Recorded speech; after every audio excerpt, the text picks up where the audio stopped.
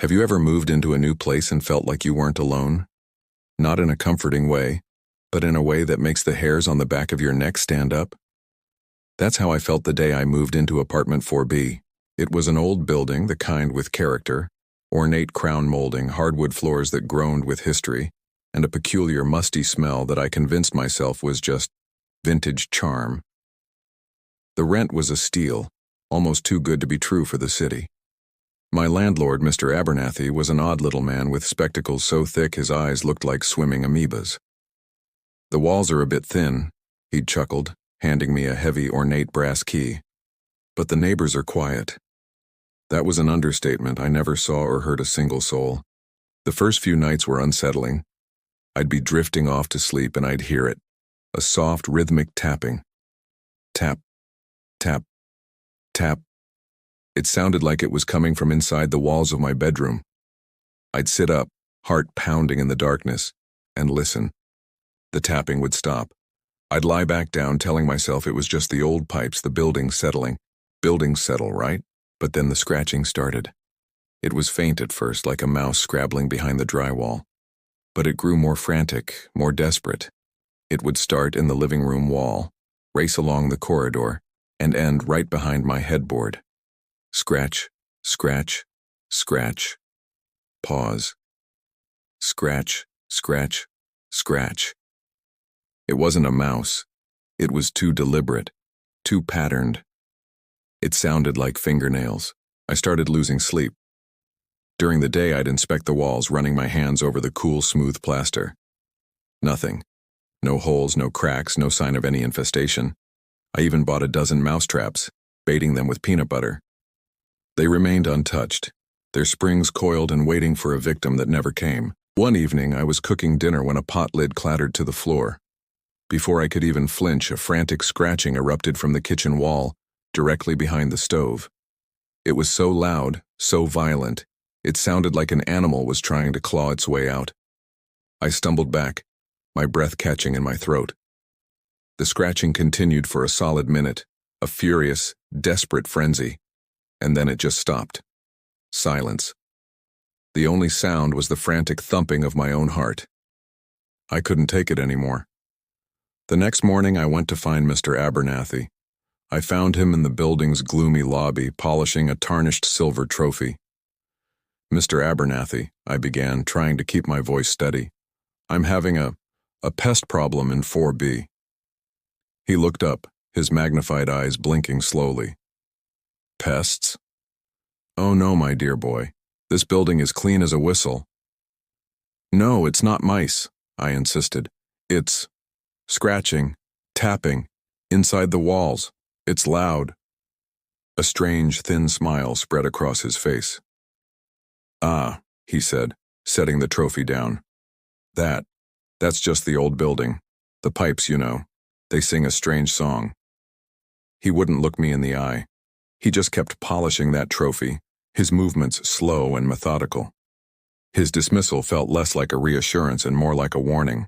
That night something changed. The scratching was replaced by a new sound, a whisper. It was so faint I thought I was imagining it.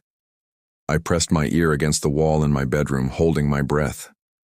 There it was again, a dry, sibilant hiss of a voice, weaving in and out of comprehension. It was like listening to a radio tuned just off the station. I could almost make out words, but they were distorted, stretched. So hungry. My blood ran cold. This wasn't pipes. This wasn't the building settling. There was something in my walls, and it was speaking. Driven by a mixture of terror and a desperate need for answers, I started my own investigation. The city archives had digital records of old newspapers. I spent a whole weekend scrolling through decades of articles about my building's address. For hours, there was nothing. Then, I found it. A headline from 1958. "Man vanishes from apartment, foul play suspected." The article described a man named Alistair Finch who lived in apartment 4B. A recluse, a writer. One day he just disappeared. Police investigated. They found his apartment locked from the inside. All his belongings were there. His wallet on the table, a half-finished manuscript in his typewriter. There was no sign of a struggle, no sign of a break-in. He was just gone. The article mentioned one peculiar detail. Neighbors had complained about strange noises coming from his apartment for weeks before he vanished, tapping and scratching sounds. The case went cold. Alistair Finch was never seen again. I stared at the black and white photo of Alistair, a gaunt man with hollow eyes that seemed to stare right through the screen and into my soul. He lived here, in my apartment, and he heard the same sounds. A new, horrifying thought began to form in my mind. What if he didn't disappear? What if he never left? That night, armed with this terrifying knowledge, I couldn't sleep. I just sat on my sofa in the dark, staring at the wall, waiting. Around 3 a.m., it began. The whisper. It was clearer this time, closer. Let me out. It was coming from the wall behind the sofa. I scrambled away, my back hitting the opposite wall. My heart was a drum against my ribs. So cold in here. So dark. The voice was thin, reedy, and filled with a despair that felt ancient. It wasn't aggressive. It was pleading. "Who are you?" I whispered into the darkness of my own apartment. A long silence. Then, the scratching started again, but it was different. It was slow, deliberate. It was writing. Scrap. Scrap. Right behind the plaster. I grabbed a flashlight, my hand shaking so badly the beam danced across the room. I shone it on the wall. I couldn't see anything, but I could hear it. The slow, methodical carving of letters from the other side. After an eternity, it stopped. The silence that followed was heavier than any sound. I crept forward, placing my ear against the wall, my whole body trembling. Nothing. The next day I knew what I had to do. I couldn't live like this. I went to the hardware store and bought a hammer and a crowbar. Part of me screamed that I was insane, that I was about to destroy my apartment over a ghost story. But the other part, the part that hadn't slept in a week, knew I had to see what was in there. I started in the spot where the scratching had been. I tapped the wall with the hammer. It felt solid. I took a deep breath and swung. The plaster cracked. I swung again, harder. A chunk fell away, revealing the wooden lath beneath. A plume of ancient dust filled the air, smelling of decay and something else. Something foul. I worked frantically, tearing away plaster and lath, my terror fueling a manic strength. I was pulling away a large section of wood when my fingers brushed against something. It was soft and leathery. I recoiled, dropping the crowbar with a clatter. Taking a shaky breath, I aimed my flashlight into the hole I'd created, into the narrow space between the walls, and I saw him.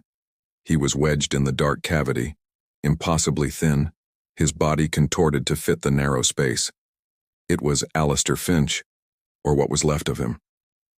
He was mummified, his skin stretched like parchment over his skeleton.